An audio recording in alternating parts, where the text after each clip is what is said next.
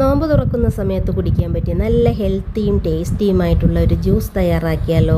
ഇതൊരു ഗ്ലാസ് കുടിക്കുകയും നമ്മുടെ ക്ഷീണവും ദാഹവും വിശപ്പും ഒക്കെ നന്നായിട്ടൊന്ന് മാറിക്കിട്ടും. ട്രൈ ചെയ്ത് നോക്കൂ. ഇത് നമ്മൾ തയ്യാറാക്കുന്ന ജ്യൂസാണ് carrot banana juice. Carrot banana juice തയ്യാറാക്കുന്നതിന് വേണ്ടിയിട്ട് 4 ചെറുപഴം എടുത്തിട്ടുണ്ട്. നല്ല പഴുത്ത പഴം എടുക്കുക. ഏത് പഴം വേണമെങ്കിലും എടുക്കാവുന്നതാണ്. പഴുത്ത പഴം എടുത്താൽ മാത്രം മതി. പിന്നെ നമ്മളിതിലേക്ക് ഒട്ടും പഞ്ചസാരയൊന്നും ചേർക്കുന്നില്ല.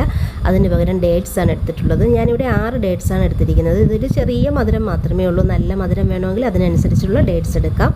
8 കാഷ്നട്ട്, നല്ല തണുത്ത 1/2 ലിറ്റർ പാല്, 2 മീഡിയം സൈസിലുള്ള ക്യാരറ്റ് നല്ലതുപോലെ ഒന്ന് വേവിച്ചെടുത്തിട്ടുണ്ട്.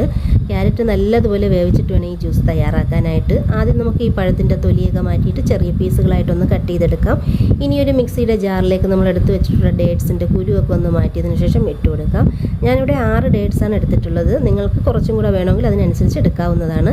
പിന്നെ 8 കാഷ്നട്ട്, ഇതിന് പകരം ബദാമോ കാഷ്നട്ടും ബദാമോ എങ്ങനെ വേണോ എടുക്കാവുന്നതാണ്. പിന്നെ പഴം ചേർത്ത് കൊടുക്കാം.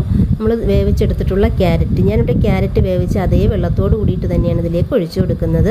ക്യാരറ്റ് വേവിച്ചതിന് ശേഷം നല്ലതുപോലെ ചൂട് മാറിയിട്ട് ഫ്രിഡ്ജിൽ വെച്ചൊന്ന് തണുപ്പിച്ചെടുത്തിട്ടുണ്ട്. ഇനി നമുക്ക് പാലൊഴിച്ചു കൊടുക്കാം. ആദ്യം കുറച്ച് പാലൊഴിച്ച് നല്ലതുപോലെ ഒന്ന് അടിച്ചെടുക്കാം.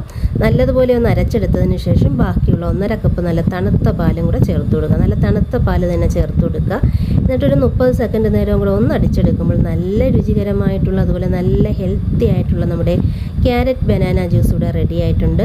നിങ്ങൾക്കിത് നല്ല കട്ടിയിൽ വേണമെങ്കിൽ പാല് ഫ്രീസറിൽ വെച്ച് ഒന്ന് തണുപ്പിച്ചിട്ട് ചേർത്ത് കൊടുത്താൽ മതി. എല്ലാവരും ട്രൈ ചെയ്ത് നോക്കൂ. വീഡിയോ ഇഷ്ടമായി ഷെയർ ചെയ്യാനും ലൈക്ക് ചെയ്യാനും മറക്കല്ല.